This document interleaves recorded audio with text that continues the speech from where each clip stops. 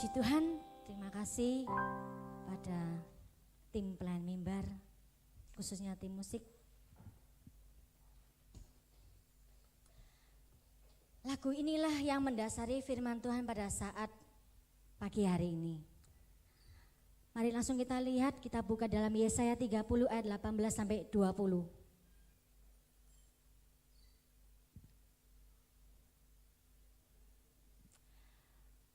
Kita mau baca bersama-sama. Sebab itu Tuhan menanti-nantikan saatnya, hendak menunjukkan kasih-Nya kepada kamu. Sebab itu Ia bangkit, hendak menyayangi kamu. Sebab Tuhan adalah Allah yang adil. Berbahagialah semua orang yang menanti-nantikan Dia. Sungguh, hai bangsa di Sion yang diam di Yerusalem, engkau tidak akan terus menangis.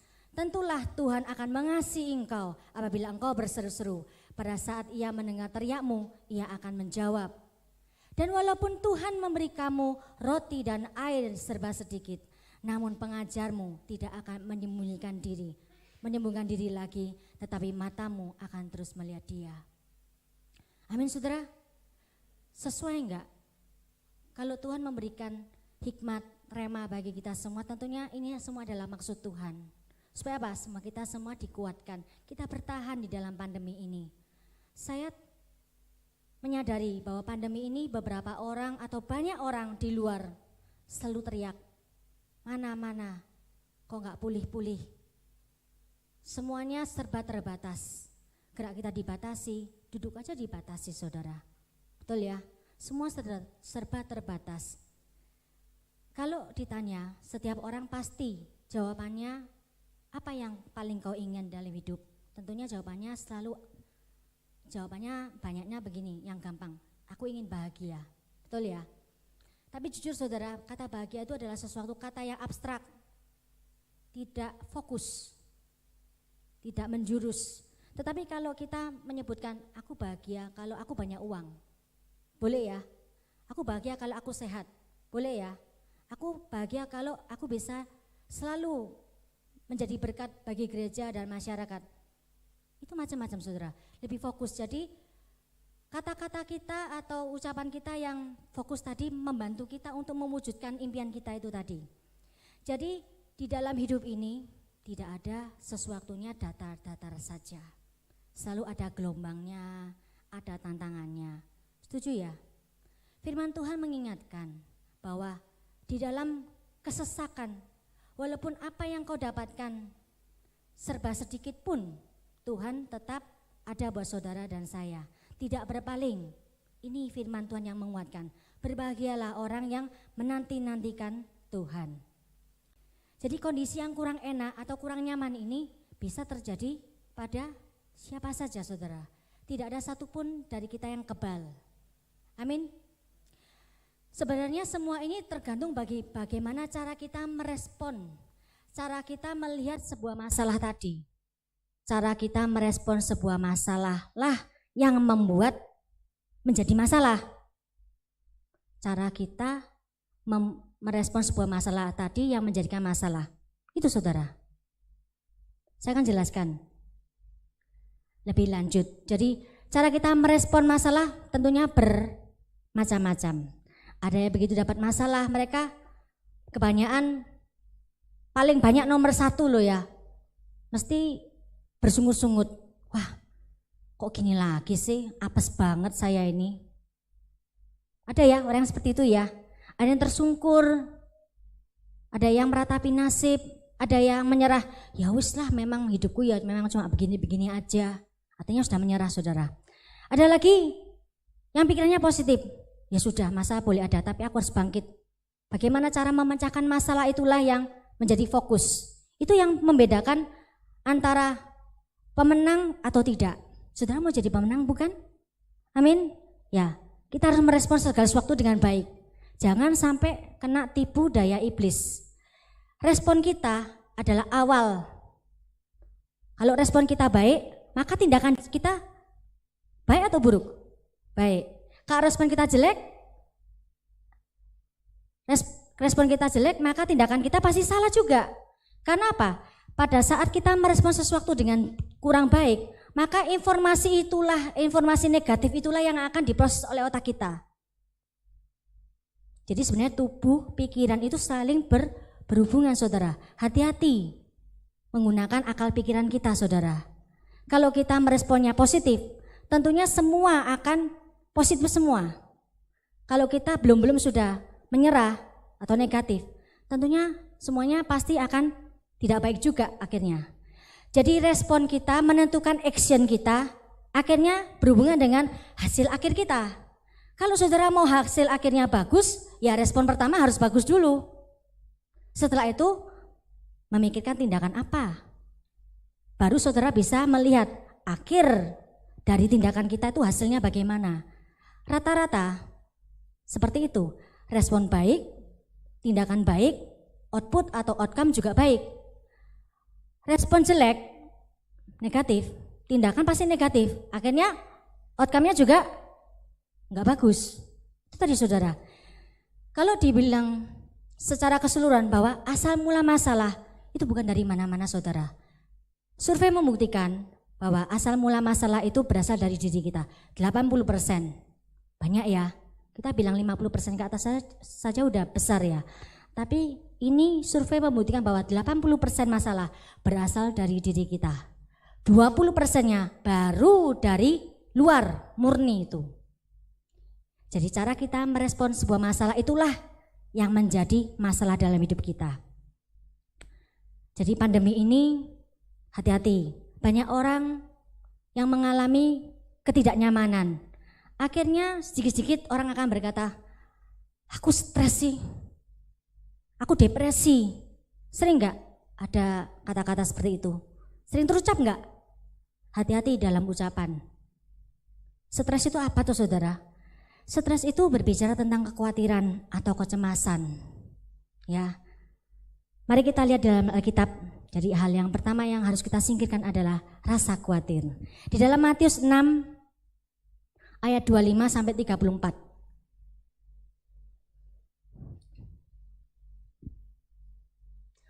Karena itu aku berkata kepadamu, janganlah khawatir akan hidupmu, akan apa yang hendak kamu makan atau minum. Dan janganlah kamu khawatir pula akan tubuhmu, akan apa yang hendak kamu pakai. Bukankah hidup itu lebih penting daripada makanan dan tubuh itu lebih penting daripada pakaian?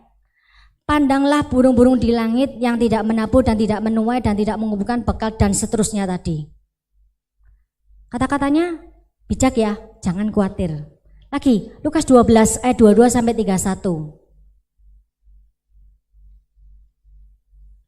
Yesus berkata kepada murid-muridnya, karena itu aku berkata kepadamu, janganlah khawatir akan hidupmu, akan apa yang hendak kamu makan, dan janganlah kamu khawatir pula akan tubuhmu, akan apa yang hendak kamu pakai. Sebab hidup itu lebih penting daripada makanan dan tubuh itu lebih penting daripada pakaian, dan seterusnya. Jadi berbicara tentang rasa khawatir, ini ada ayatnya. Dan saya mau katakan bahwa rasa khawatir di dalam hidup itu adalah hal yang sangat alami. Betul ya? Ada yang di sini yang tidak pernah khawatir, tidak pernah cemas. Saya rasa semua pernah mengalami. Ya, tapi hati-hati saudara, pada saat rasa khawatir itu berubah menjadi suatu kebiasaan. Nah ini tadi, kebiasaan. Ada apa sedikit, sesuatu masalah datang atau memang ada problem, ada kejadian, saudara selalu menganggap ini sebagai ancaman. Belum tentu saudara. Contohnya begini, saudara dipanggil oleh bos saudara, baru dipanggil, ya. Tapi saudara karena selalu meresponnya dengan sesuatu yang negatif, langsung mikirnya begini, kenapa ya saya dipanggil bos? Jangan-jangan apa pekerjaan saya kurang beres ya pada saat ini? Pernah ya seperti itu? Kenapa saya dipanggil oleh guru? Apa memang anak saya nakal ya di sekolah ya? Respon itu belum tentu kejadian kan? Yang respon saudara ini tadi. Kecuali kalau sudah ada panggilan dari bos, ada surat peringatan, ya itu jelas-jelas saudara melanggar. Tetapi kalau hanya dipanggil saja atau saudara meresponnya jelek, kira-kira pada saat saudara menemui bos saudara, action saudara gimana tindakan saudara? Pasti juga akan mukanya nggak enak kan? Takut, kelihatan loh saudara, body language itu kelihatan banget. Jadi kalau saudara belum sudah menyerah, sudah kalah dulu, akhirnya ya efeknya nggak bagus. Penilaian bos, penilaian pimpinan bisa berubah Harusnya saudara mau diberi suatu kepercayaan lebih karena saudara dianggap tidak mampu, akhirnya nggak jadi. Dari apa? Kami sebagai pimpinan bisa tahu orang itu mampu dan tidak mampu, saya tahu. Karena apa? Dari body language saya tahu, dari cara berbicara saya tahu. Orang ini mampu nggak menangani hal-hal untuk mengurus pekerjaan. Betul ya saudara? Kalau saudara sudah jadi pimpinan, saudara harus pandai-pandai melihat orang, walaupun hanya secara fisik. Itu namanya kita mengandalkan yang namanya fakok, itu tadi. Ya, itu sesi berikutnya saja ya saudara ya. Jadi rasa khawatir yang terlalu berlebihan tadi akhirnya bisa menjadi mesin pembunuh dalam hidup saudara. Wow, kok bisa? Iyalah, karena kekhawatiran lama-lama meningkat karena kebiasaan ya, dikit-dikit negatif, dikit-dikit negatif. Akhirnya merusak kejernihan berpikir seseorang. Orang yang stres, orang yang terlalu khawatir tidak bisa berpikir dengan baik. Apalagi membuat perencanaan, boro-boro itu. Tak bisa saudara. Karena biasanya disertai oleh pikiran yang negatif. Karena pikirannya negatif, maka informasi yang dikeluarkan oleh tubuh, informasi yang diproses oleh otak adalah informasi juga yang negatif. Itu saudara, itulah kebenaran. Akhirnya mengganggu kesehatan secara fisik dan mental. Ya, itu tadi. Kita mau buka lagi dalam Mazmur 55 ayat 23.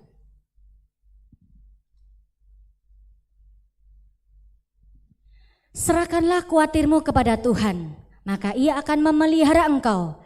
Tidak untuk selama-lamanya dibiarkannya orang benar itu goyah. Lagi 1 Petrus 5 ayat 7.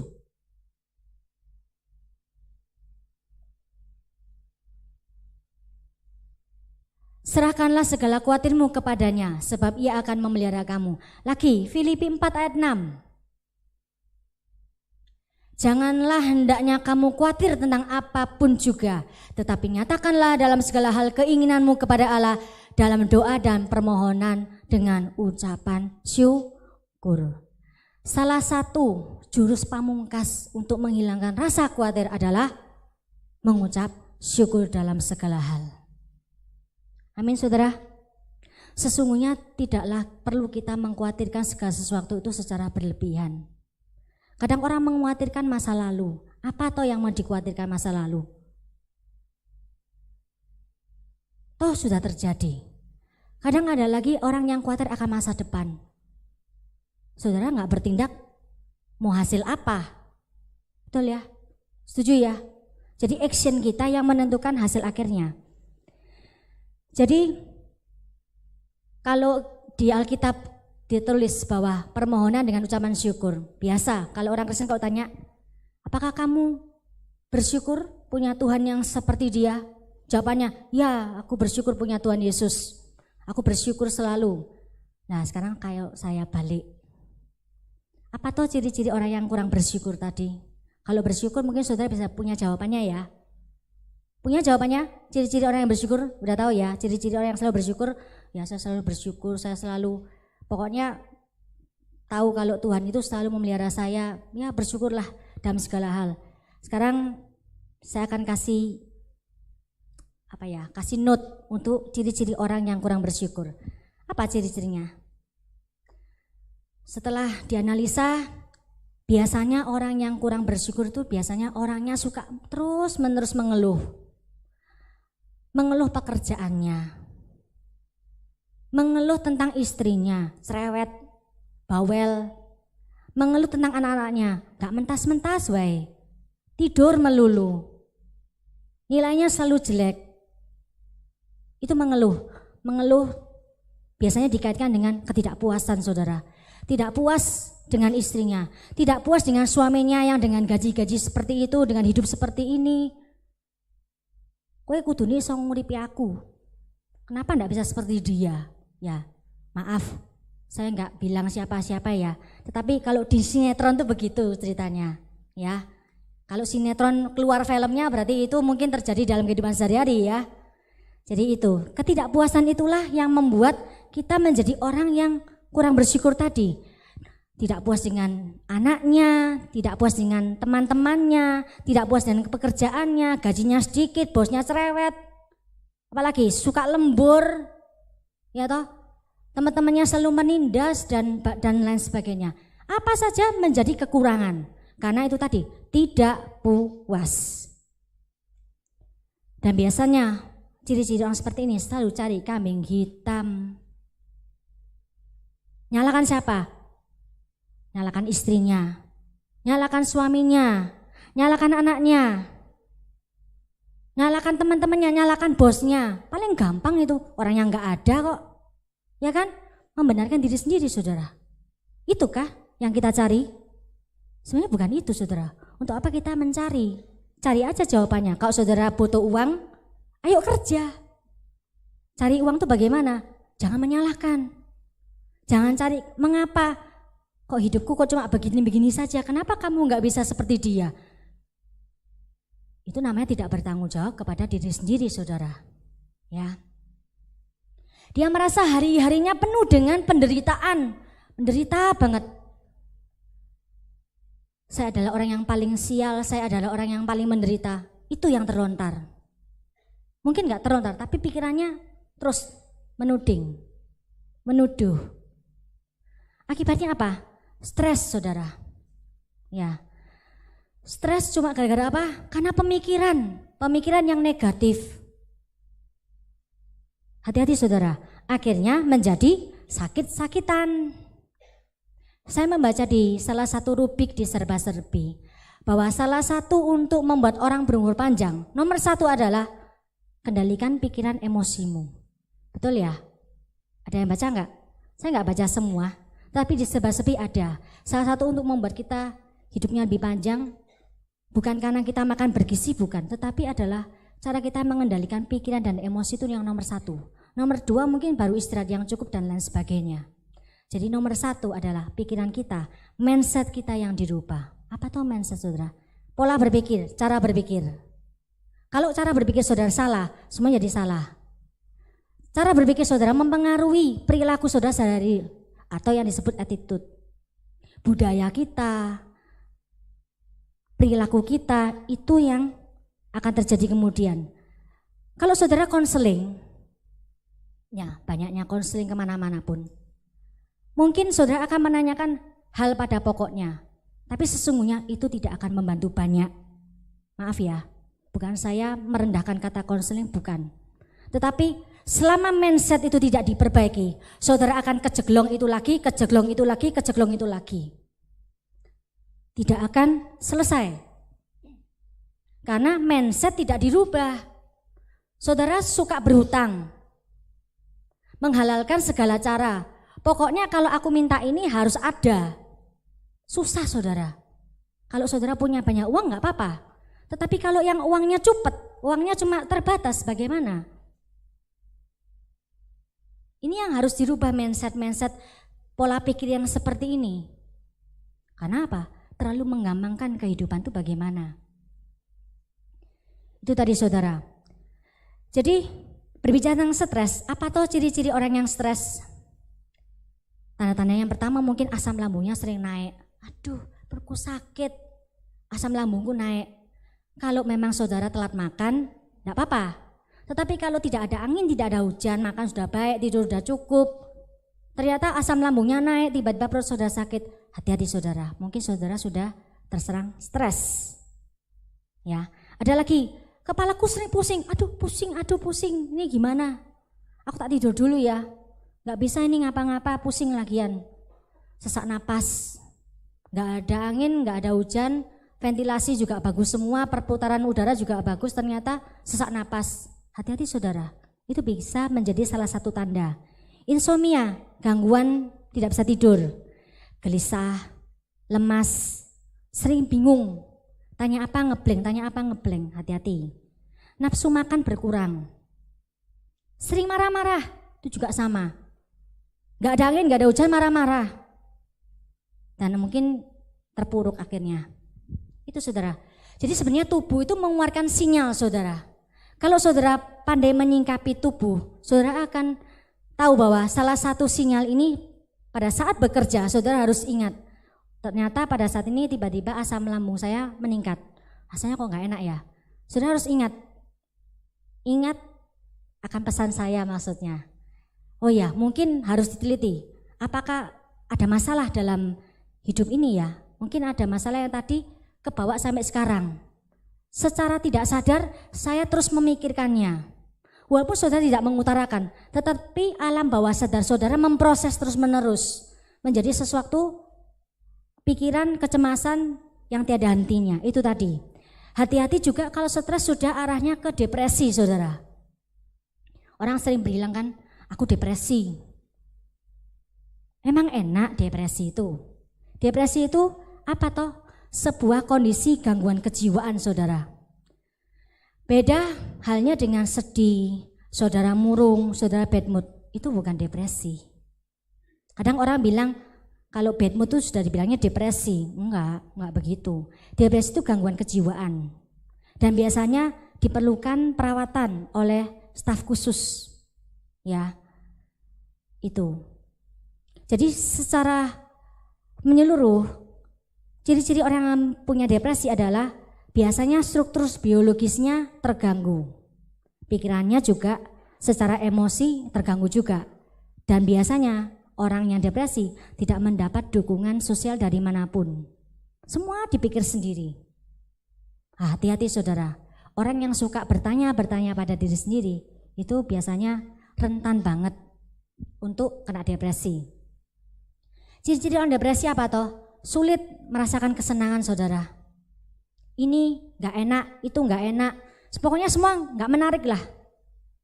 Itu ciri-cirinya. Tenaganya gampang habis.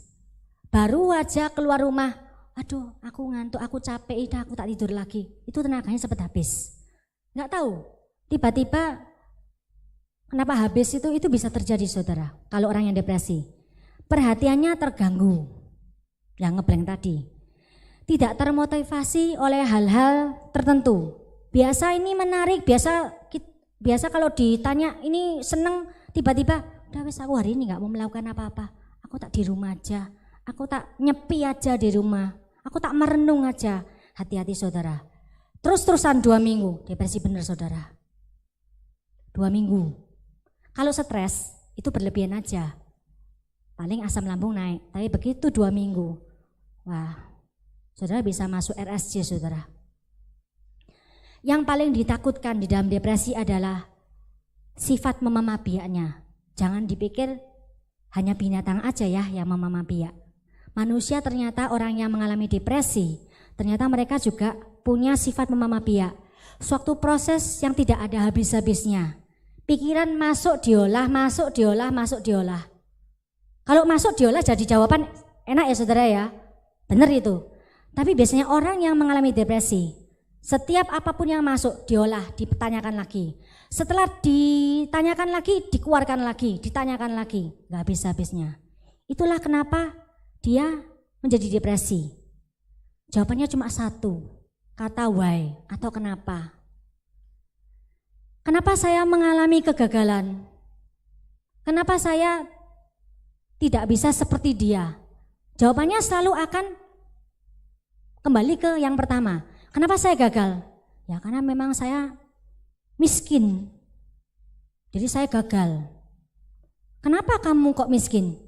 Karena saya nggak punya kesempatan. Kenapa kamu nggak punya kesempatan? Karena semua sekarang orang-orang pinter-pinter. Sekolahnya S1, saya cuma SMA. Lah kenapa kok kamu dulu kok nggak masuk SMA apa?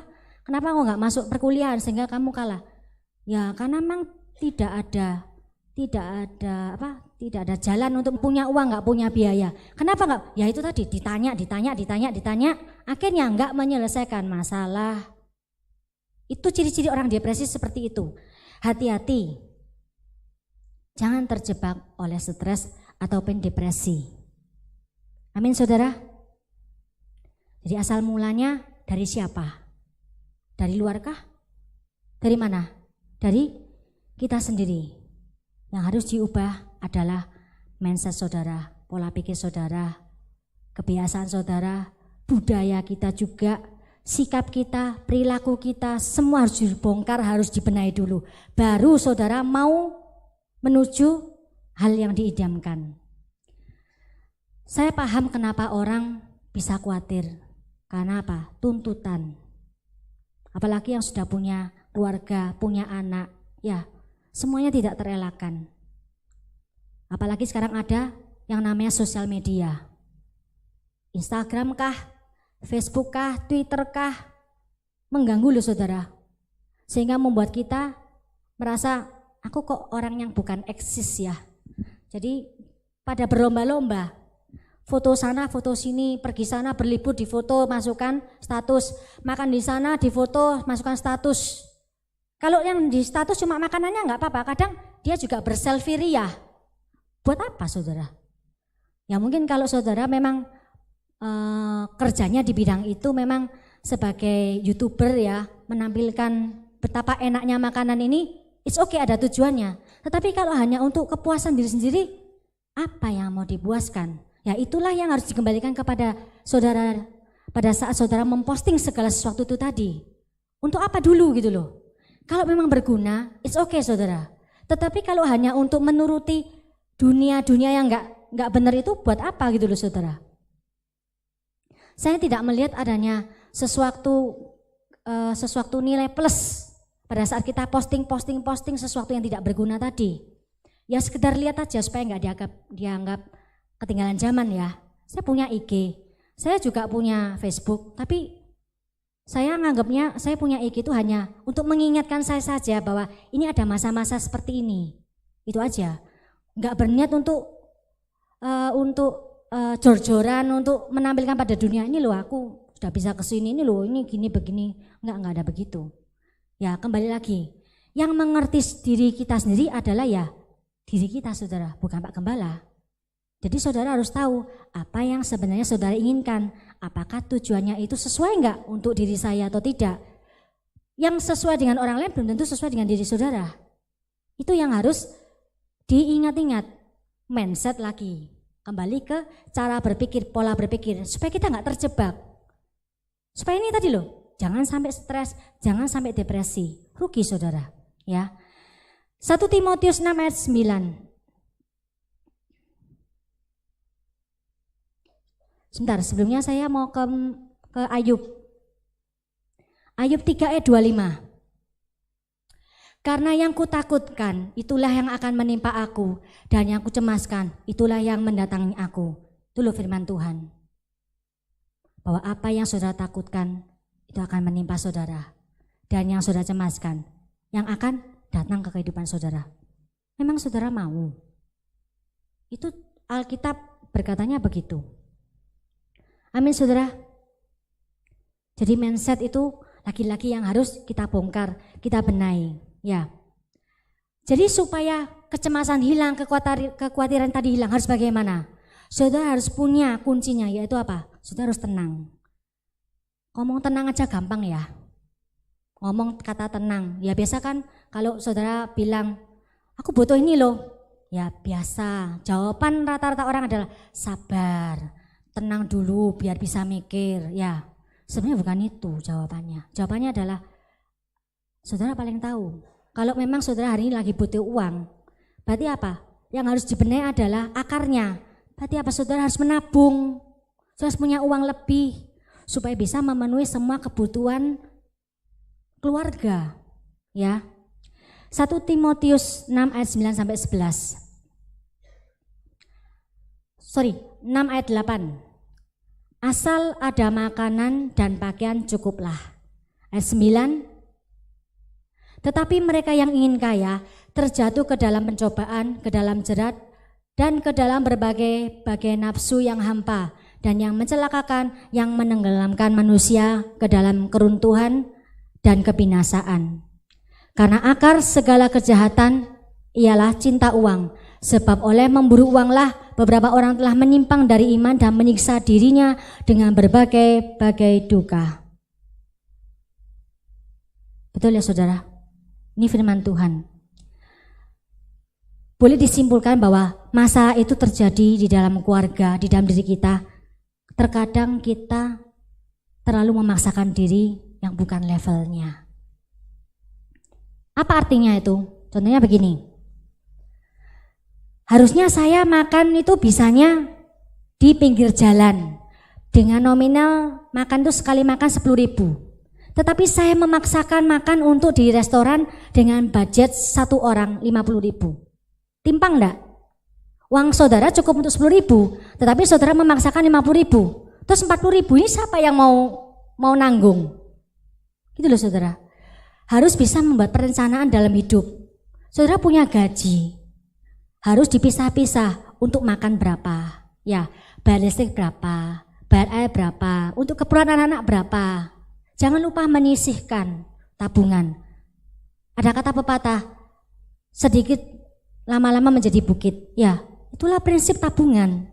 Gak apa-apa, saudara bisa menyisihkan 50.000. Gak apa-apa, lama-lama apa enggak banyak? Selama saudara gak ambil ya pasti jadi banyak. Tapi kalau tidak pernah menyisihkan, tidak pernah ada yang namanya tabungan. Setelah saudara menabung, baru saudara menginvestasikan. Belilah rumah.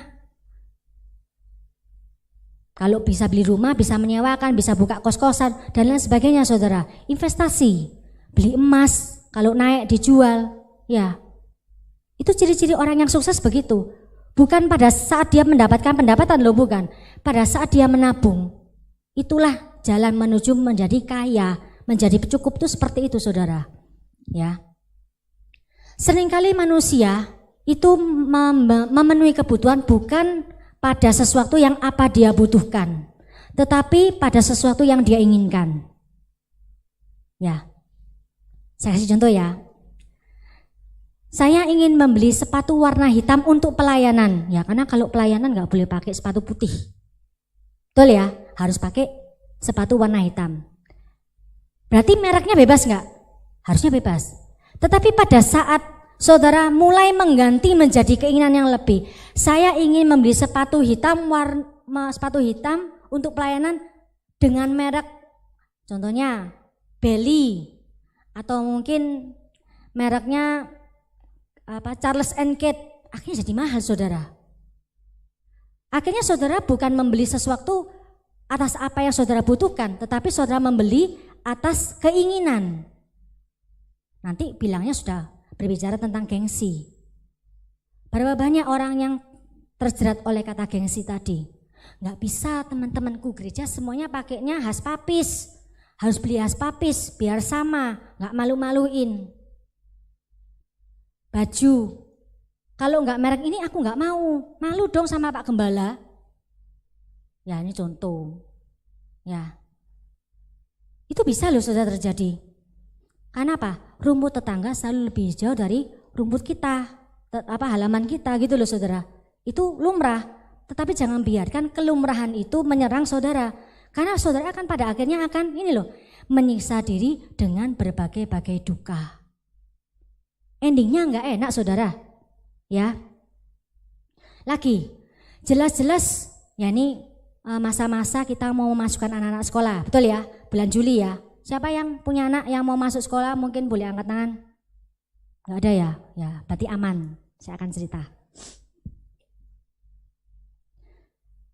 Adalah suatu kebanggaan, suatu keinginan dari para orang tua untuk menyekolahkan anak di sekolah yang paling hebat se-Solo. Betul ya? Dengan lingkungan yang terbaik, apapun terbaik buat anak, itulah konsep orang tua yang bertanggung jawab. Betul ya? Sekarang saya mau tanya, kalau nggak punya uang, gimana? Nanti jangan bilangnya begini, ya kalau nggak punya uang, masa saya nggak bisa toh nyekolahkan anak saya dengan universitas ini atau SMA ini atau SMP ini?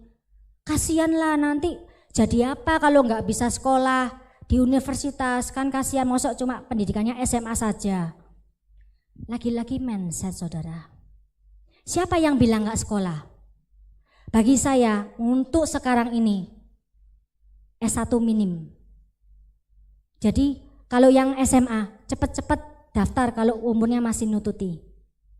Indonesia termasuk negara di mana mereka minta adanya bukti otentik.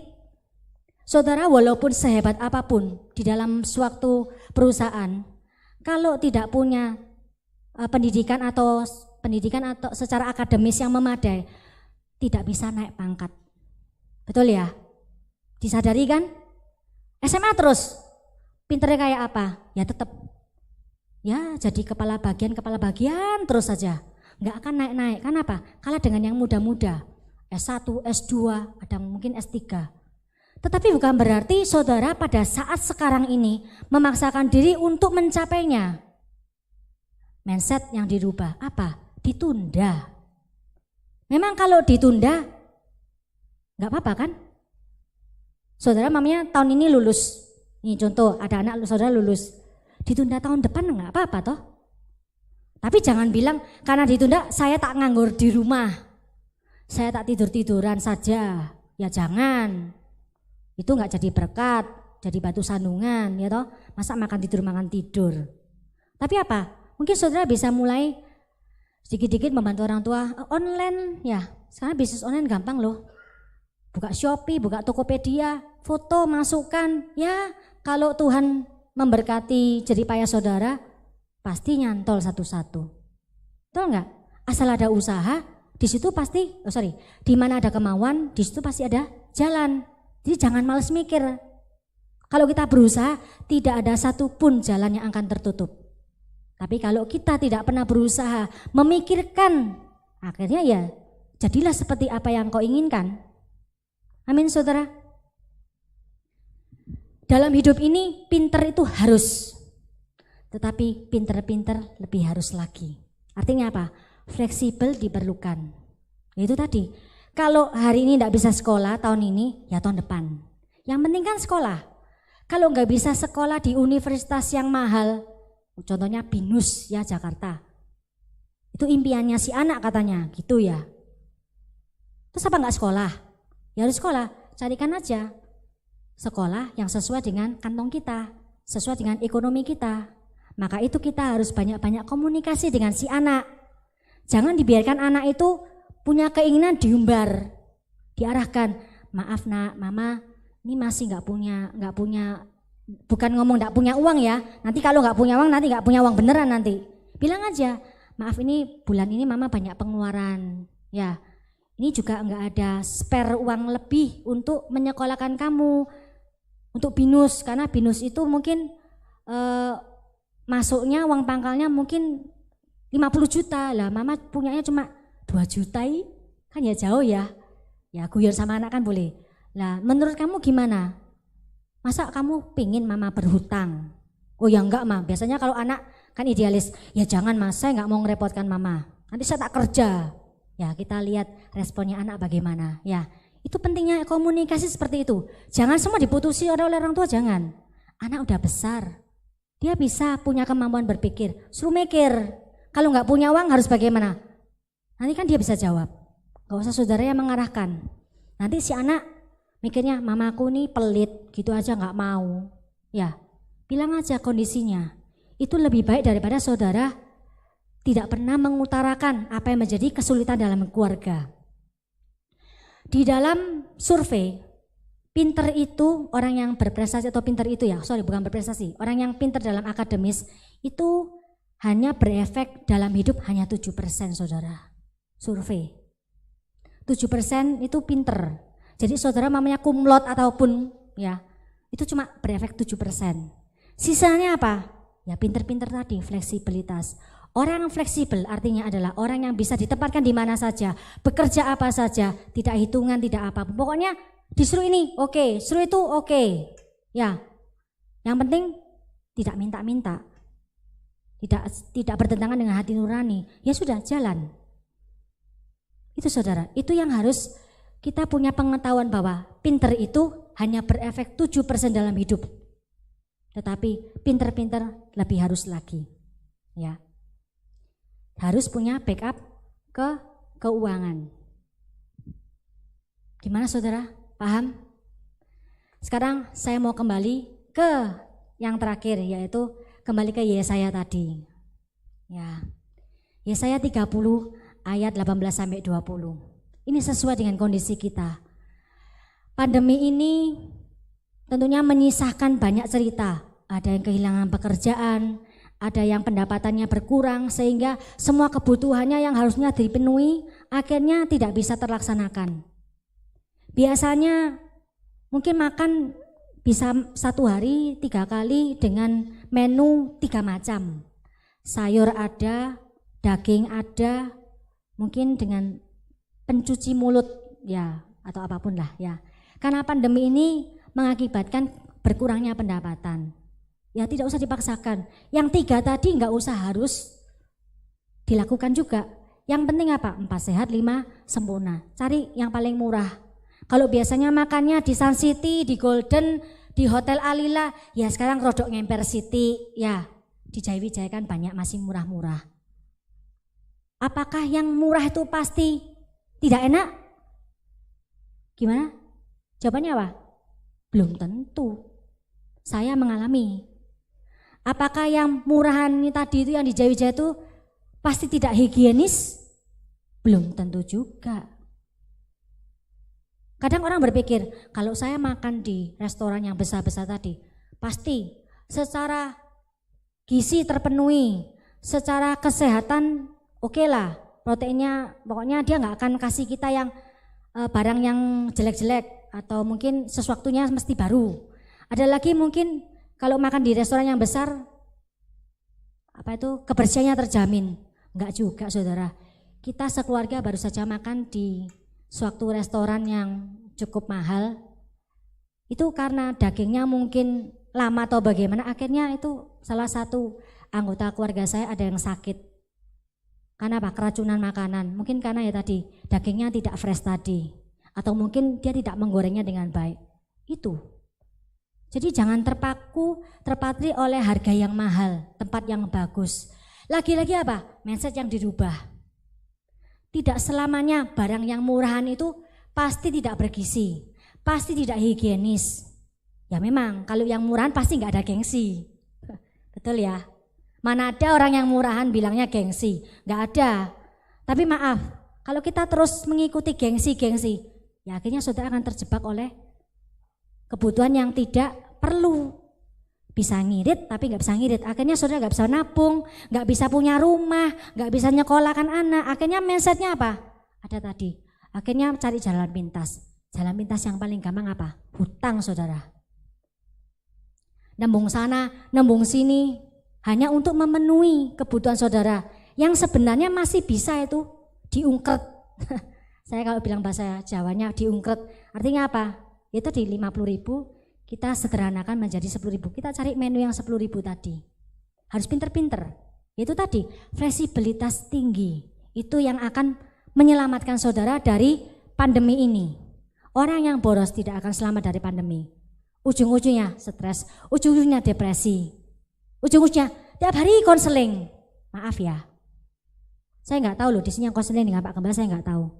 Saya nggak ngurusi gitu-gitu. Tapi harapan saya, jemaat KKS adalah jemaat yang tahan banting. Terhadap situasi kondisi apapun saudara bisa menghadapinya. Mandiri itu penting, jangan tergantung sama orang. Apalagi tergantung sama Pak Gembala. Kasihan beliau sudah umurnya udah tua. Protes beliau pasti kalau dibilang tua, ya. Tapi secara umur, ya secara fisik kan Pak Gembala sudah rambutnya putih semua, ya tidurnya kurang. Masa saudara nggak kasihan? Diajak ke sana, diajak ke sini, ya hanya untuk apa? Ngurusi saudara. Maaf, kalau yang remeh-remeh, belajarlah untuk mengatasi sendiri. Kalau memang butuh, benar-benar butuh, oke, Pak Gembala siap 24 jam. Ya, tetapi kalau cuma, Pak, besok saya ini mau pergi, kira-kira saya harus naik pesawat apa? Ya, enak mana ya? Kalau mau tes COVID di mana ya? Mungkin hal-hal yang enggak, ya bagi saya itu bisa tanya lah di tempat yang lain. Kan Pak Gembala kan urusannya banyak. Masa yang remeh-remeh begitu Pak Gembala ngurusi, kasihan beliau ya. Gitu saudara, paham? Jadi Di dalam Yesaya 30 ayat 18 sampai 20 kita diingatkan, kondisi sesulit apapun, walau apapun, apa yang kita makan, atau apa yang kita minum itu serba sedikit, ya. Tetapi Tuhan berjanji, Dia tidak akan meninggalkan. Dia tidak akan berpaling. Saya berdoa, tahun ini saudara lepas semua. Amin. Mau tantangan, ya. Jangan mikir cepet saudara. Jangan mikirnya jalan pintas, berhutang. Berhutang tidak menyelesaikan masalah. Justru itulah ujian saudara untuk bisa melewati hidup ini dengan baik. Karena orang yang sekali berhutang, itu akan menjadi suatu kebiasaan. Habitnya bagus nggak? Nggak bagus. Karena saudara akan tergantung. Selesaikan secepat mungkin. Biar kita semua menjadi garam dan terang dunia. Kiranya firman Tuhan menjadi berkat bagi kita semua.